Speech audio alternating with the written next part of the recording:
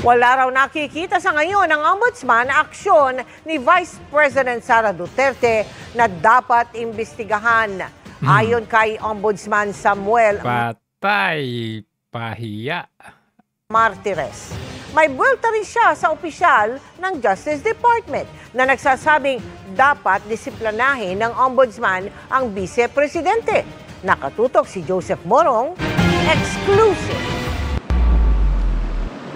Tinitingnan na rin ng Office of the Ombudsman kung ang banta ni Vice President Sara Duterte laban kay Pangulong Bongbong Marcos ay bagay na maaari nilang aksyonan. Ayon kay Ombudsman Samuel Martires, magagawa lamang daw ito ng kanyang tanggapan kung makikita na ang mga aksyon ng Vice President ay ginawa bilang bahagi ng kanyang trabaho. Pero sa ngayon, as far as we are concerned right now, we have not seen any acts of the Vice President that we should investigate. Well, we do. May nakikita pa rin pala tayong pag-asa, ano?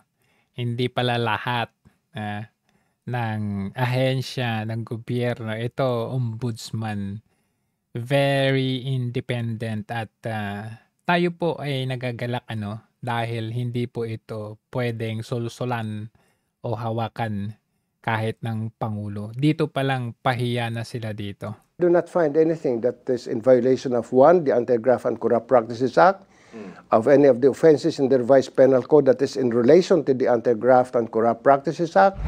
Ang pahayag ni Martires kasunod ng sinabi ni Justice Undersecretary Jess Pahiya. Ay, papreskon pa more. Andres na may kapangyarihan din ang ombudsman na disiplinahin at imbestigahan si ano ngayon? Asan na? VP Sara. Sabi ni Martires kung ipipilit raw ni Andres na mag-imbestiga na rin ang ombudsman, I would advise Yosek Andres to shut up. Agoy. To stop talking about the case because one of the powers of the ombudsman is to take over the investigation of a case of any government investigative agency at any stage of the proceedings. Ibig sabihin pala, pinapanood nila, tinitignan din pala at nag-observe sila kung ano ang nangyayari sa ating bayan. And very thankful ang taong bayan dito sa ombudsman at hindi sila. Kasi nakikita nila at any rate, at any given in time, kapag ito, may abusive, overpower, pwedeng pumasok yung ombudsman. And paano pa kaya kapag si VP Sara lumapit sa ombudsman?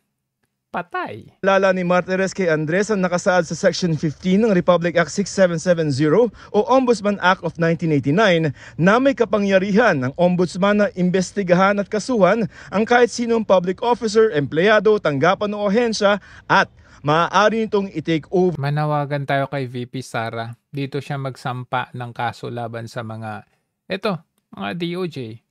Itong ginawa ng kapulisan.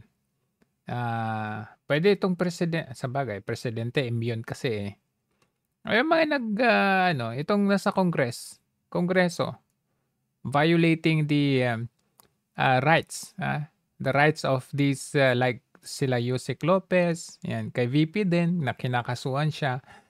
At any rate, pwedeng pumasok ang ombudsman. Over ang investigasyon ng anumang ahensya ng gobyerno. Kasi halimbawa ngayon, she's being investigated for ATA, anti-terror law, and grave threats. Yeah. Pag ganun pong nature ng investigation, can you take over? If we find that the grave threats is committed in relation to office, are these grave threats done in relation to the performance of her duties as Vice President? If not, that would be personal. And we have no jurisdiction over these things. Hinihingan namin ng pahayag. Nakakatawa to. Ang dami mong pinagsasabi. Diyan sa press con mo na yan.